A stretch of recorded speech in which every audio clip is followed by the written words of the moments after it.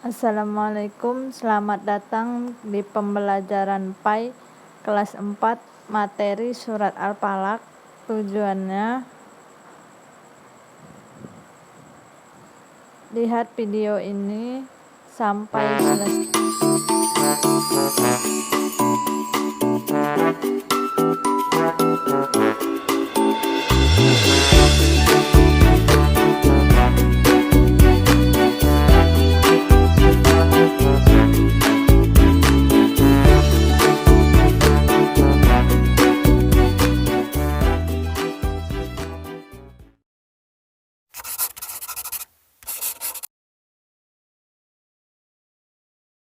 Bismillahirrahmanirrahim. Qul a'udzu birabbil falaq min syarri ma khalaq wa min syarri ghasiqin idza waqab wa min syarrin naffatsati fil uqad wa min syarri hasidin idza hasad.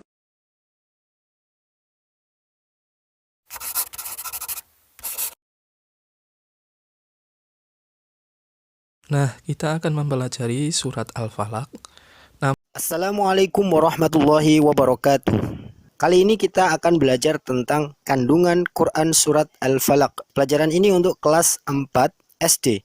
Surat Al-Falaq adalah surat yang diturunkan Allah Subhanahu wa taala kepada Nabi Muhammad SAW ketika Nabi Muhammad mendapatkan cobaan dari Allah berupa sakit. Yang sakit itu dikarenakan karena ada orang yang hasad atau yang iri kepada Rasulullah SAW, kemudian mengirimi semacam sihir kepada Nabi Muhammad sehingga beliau sakit.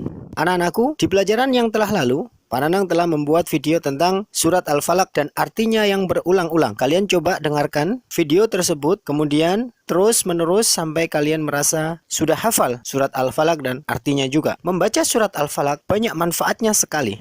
Apa manfaat membaca surat Al-Falaq? Jika kalian ingin mengetahui, ikuti terus video ini. Al-Quran surat Al-Falaq artinya waktu subuh. Rasulullah SAW sering membaca surat ini terutama ketika dalam perjalanan agar selalu terpelihara dari kejahatan. Di dalam Quran surat Al-Falaq, Allah Subhanahu wa taala memerintahkan kepada Nabi Muhammad agar selalu mengatakan, "Aku berlindung kepada Tuhan yang menguasai waktu subuh." Maksudnya, Allah memerintahkan kepada Nabi dan umatnya selalu berlindung kepada Tuhan agar terpelihara dari kejahatan. Al-Quran surat Al-Falaq ini juga menceritakan bahwa ada 4 kejahatan yang datang kepada manusia. 4 kejahatan itu bisa membuat manusia celaka. Yang pertama adalah kejahatan makhluk Allah. Misalnya jin, misalnya juga kalajengking, misalnya juga ular, dan lain sebagainya. Itu merupakan kejahatan yang diciptakan oleh Allah melalui makhluknya. Kemudian ada kejahatan malam gelap gulita. Apa saja kejahatan malam gelap gulita itu? Banyak sekali contohnya. Di waktu malam,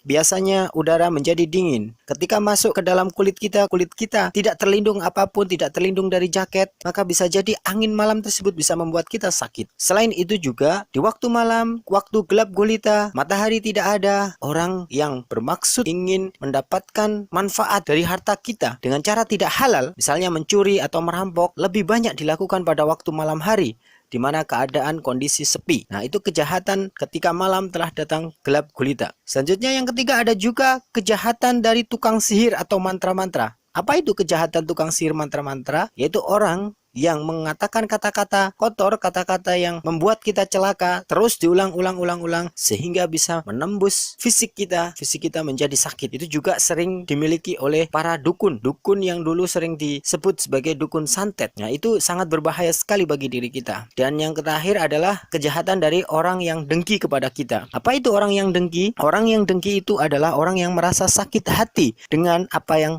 diperoleh oleh kita. Banyak sekali contohnya orang yang dengki ini. Misalnya kita contohkan Nabi Muhammad SAW pada waktu itu menyebarkan agama Islam, berhasil banyak sekali pengikut yang taat kepada Nabi Muhammad SAW. Itu membuat dengki, membuat iri, membuat sakit hati para pemimpin yang ditinggalkan oleh umatnya. Ketika Nabi Muhammad menyebarkan agama Islam, maka pemimpin-pemimpin Makkah, pemimpin Quraisy, pemimpin suku, ketenarannya atau karismanya, ketokohannya menjadi redup. Umatnya lebih sering meminta fatwa, meminta pertimbangan nasihat kepada Nabi Muhammad SAW.